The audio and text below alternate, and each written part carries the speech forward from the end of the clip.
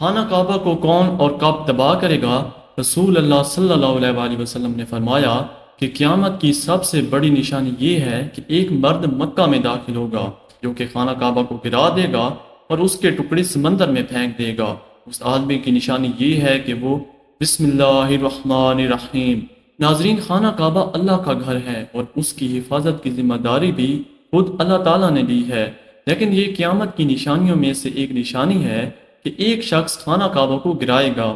ناظرین، اس واقعے کی تفصیل پہلے آپ کو بتاتے چلیں کہ جب یمن کے بادشاہ ابراہا نے خانہ کعبہ کو گرانے کی کوشش کی تھی، اس کا کیا حشر ہوا تھا۔ حضور اکرم صلی اللہ علیہ وآلہ وسلم کی پیدائش سے صرف 55 دن پہلے یمن کا بادشاہ ابراہا ہاتھیوں کی فوج لے کر کعبہ ڈھانے کے لیے مکہ پر حملہ آور ہوا تھا۔ اس کا سبب یہ تھا کہ ابراہا نے یمن کی دارالسلطنت صنعا میں ایک بہت ہی شاندار اور عالیشان گرجا گھر بنایا اور یہ کوشش کرنے لگا کہ عرب کے لوگ بجائے خانہ کعبہ کے یمن آ کر اس گرجا گھر کا حج کیا کریں۔ جب مکہ والوں کو معلوم ہوا تو قبیلہ کنانا کا ایک شخص غزیز و غضب میں جل بھن کر یمن گیا اور وہاں کے گرجا گھر میں پخانہ کر کے اس کو نجاست سے لت پت کر دیا۔ جب ابراہا نے یہ واقعہ سنا تو وہ طیش میں آپے سے بہر ہو گیا اور خانہ کعبہ کو ڈھانے کے لیے ہاتھیوں کی فوج لے کر مکہ پر حملہ کر دیا، اور اس کی فوج کے اگلے دستہ نے مکہ والوں کے تمام اونٹوں اور دوسرے مویشیوں کو چھین لیا۔ اس میں 200 یا 400 اونٹ عبد المطلب کے بھی تھے۔ حضرت ابو مطلب کو اس واقعے سے بڑا رنج پہنچا، چنانچہ آپ اس معاملے میں گفتگو کرنے کے لیے اس کے لشکر میں تشریف لے گئے۔ جب ابراہا کو معلوم ہوا کہ قریش کا سردار اس سے ملاقات کرنے کے لیے آیا ہے تو اس نے آپ کو اپنے خیمے میں بلایا، اور جب حضرت ابو مطلب کو دیکھا، ایک بلند قامت لوبدار اور نہایت ہی حسین و جمیل آدمی ہیں جن کی پیشانی پر نور نبوت کا جاؤ جلال چمک رہا ہے، تو صورت دیکھتے ہی ابراہا مرعوب ہو گیا اور بے اختیار تخت شاہی سے اتر کر آپ کی تعظیم و تکریم کے لیے کھڑا ہو گیا اور اپنے برابر بٹھا کر دریافت کیا کہ کہیے سردار قریش، یہاں آپ کی تشریف آوری کا کیا مقصد ہے؟ حضرت ابو مطلب نے جواب دیا کہ ہمارے اونٹ اور بکریاں وغیرہ جو آپ کے لشکر کے سپاہی ہانک لائے ہیں، آپ ان سب مویشیوں کو ہمارے سپرد کر دیجئے۔ یہ سن کر ابراہا نے کہا، اے سردار قریش، میں تو یہ سمجھتا تھا کہ آپ بہت ہی حوصلہ مند اور شاندار آدمی ہیں، مگر آپ نے مجھ سے اپنے اونٹوں کا سوال کر کے میری نظروں میں اپنا وقار کم کر دیا۔ اونٹ اور بکری کی حقیقت ہی کیا ہے؟ میں تو آپ کے کعبہ کو توڑ پھوڑ کر برباد کرنے کے لیے آیا ہوں۔ آپ نے اس کے بارے میں کوئی گفتگو نہیں کی۔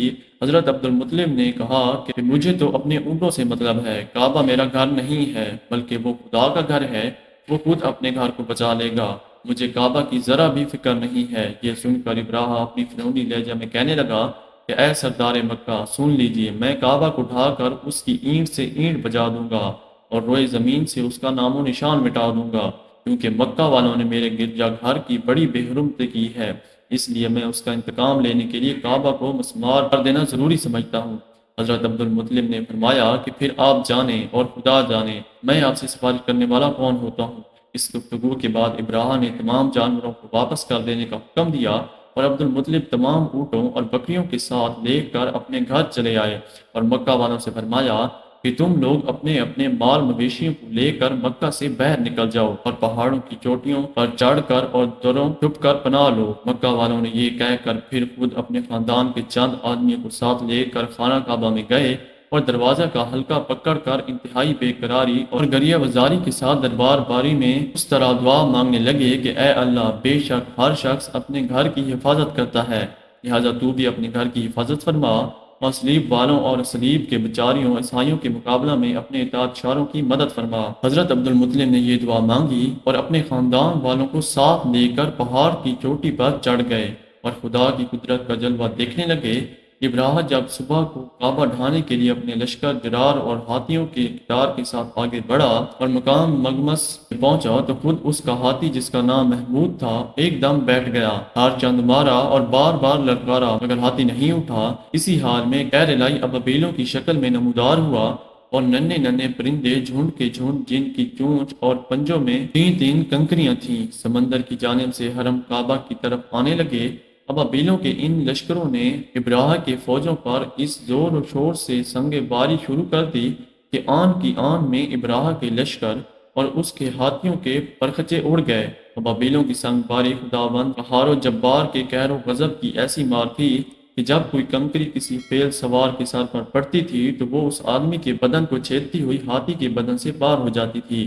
ابراہ کی فوج کا ایک آدمی بھی زندہ نہیں بچا اور سب کے سب ابراہ اور اس کے ہاتھیوں سمیت اس طرح ہلاک و برباد ہو گئے کہ ان کے جسموں کی بوٹیاں ٹکڑے ٹکڑے ہو کر زمین پر بکھر گئیں۔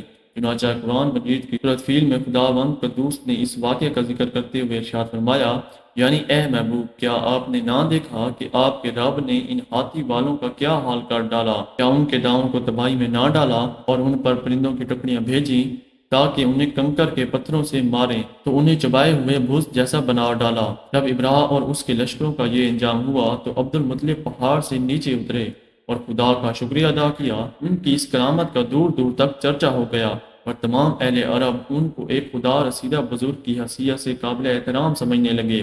تو ناظرین، اب آپ کو اس واقعے کے بارے میں بتاتے ہیں جو قیامت کے نزدیک پیش آئے گا اور جس کے بارے میں حضرت محمد صلی اللہ علیہ وآلہ وسلم نے فرمایا تھا، اللہ پاک کا آپ صلی اللہ علیہ وآلہ وسلم پر خاص کرم یہ ہے کہ آپ صلی اللہ علیہ وآلہ وسلم کو اللہ پاک نے تمام علوم عطا فرمائے جن کا تصور ہمارا انسانی ذہن کبھی نہیں کر سکتا۔ جو بات ہمارے نبی صلی اللہ علیہ وآلہ وسلم نے فرما دی وہ پوری ہو کر رہے گی۔ اللہ پاک ارشاد فرماتے ہیں، اور وہ کوئی بات اپنی خواہش سے نہیں کرتے، وہ تو نہیں مگر وہی جو انہیں کی جاتی ہے۔ اللہ کے علم کے سمندر کے مقابلے میں نبی اکرم صلی اللہ علیہ وآلہ وسلم کا علم ایک قطرہ ہے، مگر آپ صلی اللہ علیہ وآلہ وسلم کا یہ قطرہ تمام مخلوق کے لیے ایک سمندر کے برابر ہے۔ یہ بات سچ ہے کہ ہم آپ صلی اللہ علیہ وآلہ وسلم کے علم کے بارے میں اندازہ نہیں لگا سکتے۔ اللہ کی ذات تو بہت ہی وسیع ہے، ہم اس کا اندازہ کس طرح لگائیں گے؟ آپ صلی اللہ علیہ وآلہ وسلم نے اپنے سے پہلے گزرے ہوئے انبیاء کرام اور ان کی امتوں کے ساتھ ساتھ آنے والے وقتوں کے بارے میں بھی اپنی امت کو آگاہ کر دیا۔ محدثین اور مفسرین کا کہنا ہے کہ جب قیامت قریب آنے والی ہوگی تو خانہ کعبہ کو گرائے جانے کا واقعہ پیش آئے گا۔ جن لوگوں کو اس کے بارے میں علم ہے ان کو اس بارے میں حدیث مبارکہ کی روشنی میں بتاتے ہیں، خانہ کعبہ اللہ پاک کی نشانیوں میں سے ایک عظیم نشانی ہے۔ جب تک کعبہ قائم ہے اس وقت تک دنیا بھی قائم و دائم رہے گی۔ جب خانہ کعبہ کو گرایا جائے گا تب قیامت رونما ہوگی۔ جب قیامت قریب آئے گی ایک بدبخت حبشی خانہ کعبہ کو گرا دے گا، پھر قیامت آئے گی۔ اس کمینے حبشی کے بارے میں آپ صلی اللہ علیہ وآلہ وسلم نے ارشاد فرمایا، اس حبشی کی شکل و صورت ایسی ہوگی کہ وہ چھوٹی پنڈلیوں والا حبشی خانہ کعبہ کو گرائے گا، جبکہ بخاری شریف میں لکھا ہے کہ رسول صلی اللہ علیہ وآلہ وسلم نے فرمایا، گویا میں اس حبشی کو دیکھ رہا ہوں، وہ کالا اور چوڑی ٹانگوں والا ہے، کعبہ کے پتھر اور اینٹوں کو اکھاڑ اکھاڑ کر پھینک رہا ہے۔ بخاری شریف میں ہے کہ قریب قیامت کے وقت حضرت عیسیٰ علیہ السلام کے پردہ گرانے کے بعد جب لوگوں کے سینوں سے قرآن پاک اللہ اٹھا لے گا تو اس کے بعد وہ بدبخت حبشی خانہ کعبہ کو گرائے گا۔ اس حدیث میں افج لفظ کا استعمال ہوا ہے، اور افج وہ ہے جو کرتا ہوا چلے یا چلنے میں اس کے دونوں پنجے نزدیک رہیں اور دونوں ایڑیاں میں فاصلہ رہے۔ وہ حبشی مردود جو قیامت کے قریب خانہ کعبہ کو اٹھائے گا وہ اسی شکل کا ہوگا۔ دوسری روایت میں ہے کہ اس کی آنکھیں نیلی، ناک پھیلی ہوئی ہوگی اور پیٹ بڑا ہوا ہوگا، اس کے ساتھ اور لوگ ہوں گے اور کعبہ کا ایک ایک پتھر اکھاڑ ڈالیں گے اور سمندر میں لے جا کر پھینک دیں گے۔ یہ قیامت کے بالکل نزدیک ہوگا۔ یہاں یہ بات بھی ذہن نشین رہے کہ ان قیامت کی نشانیوں سے متعلق روایات میں چند ایک معاملات و شخصیات کو چھوڑ کر ان کا ظاہر ہونے کا وقت، حالات، شخصیات و اقوام عالم کا معاملہ کافی نامعلوم ہے اور واضح نہیں ہے کہ اس پر کوئی حتمی رائے دی جا سکتی کہ کعبہ کون کیسے خروج کرے گا وغیرہ۔ آج کل کے سیاسی تناظر میں لوگ اور اکثر علماء کرام بھی یہ سمجھ رہے ہیں کہ بس قیامت صرف چند سالوں یا دہائیوں میں آنے والی ہے۔ کعبہ اور مسجد نبی کو حبشی جنگجو تباہ کریں گے اور یہ خود زمین میں دس جائیں گے۔ آئندہ چند سالوں میں امام مہدی اور حضرت عیسیٰ علیہ السلام کا نزول ہو جائے گا۔ برمودا ٹرائی اینگل سے دجال نمودار ہوگا اور فتنہ پھیلائے گا۔ یہودیوں، عیسائیوں اور مسلمانوں کی آپس میں جنگ ہوگی جو بس چند دن کی دوری پر ہے۔ حقیقت یہ ہے کہ ایک سب کیا صحرائیاں ہیں جو سادہ لوح عوام الناس کو محفوظ کرنے اور عمل و جہاد سے دور کرنے کے لیے کی جاتی ہیں۔ اگر گہری نگاہ سے دیکھا جائے تو بڑے بڑے فتنے تو کئی صدیوں پہلے سے ہی رونما ہونے شروع ہو گئے تھے۔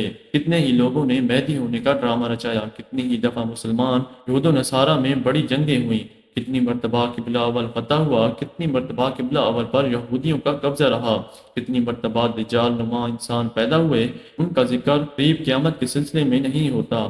صرف 20ویں اور 21ویں صدی کے سیاسی معاملات و واقعات کو ہی قرب قیامت سمجھ لیا جانے لگا، جبکہ نبی کریم صلی اللہ علیہ وسلم کے ایک نافرمان کے مطابق آپ کی وفات کے بعد کا سارا زمانہ قرب قیامت ہی ہے، چاہے کتنی صدیوں بیت جائیں۔ لہٰذا علماء کو چاہیے آج کل کے سیاسی پروپیگنڈے سے متاثر ہو کہ ان عوام الناس کو محفوظ کرنے کی بجائے ان کو نیک اعمال و جہاد فی سبیل اللہ کی ترغیب دیں۔ اللہ تعالیٰ سے دعا ہے کہ اللہ تعالیٰ ہمیں نیک کام کرنے کی توفیق دے اور برائیوں سے دور رہنے کی ہمیں ہمت و توفیق عطا فرمائے، آمین۔ بس امید ہے آپ کو اس واقعے سے بہت کچھ سیکھنے کو ملا ہوگا۔ اگر آپ کو واقعہ پسند آیا ہے تو ویڈیو کو لائک کر دیں اور چینل کو بھی لازمی سبسکرائب کر دیں ایسی مزید اسلامی ویڈیوز دیکھنے کے لیے۔ انشاءاللہ زندگی رہی تو اگلی ویڈیو میں ملاقات ہوگی۔ اپنا بہت سارا خیال رکھیے گا۔ اللہ حافظ۔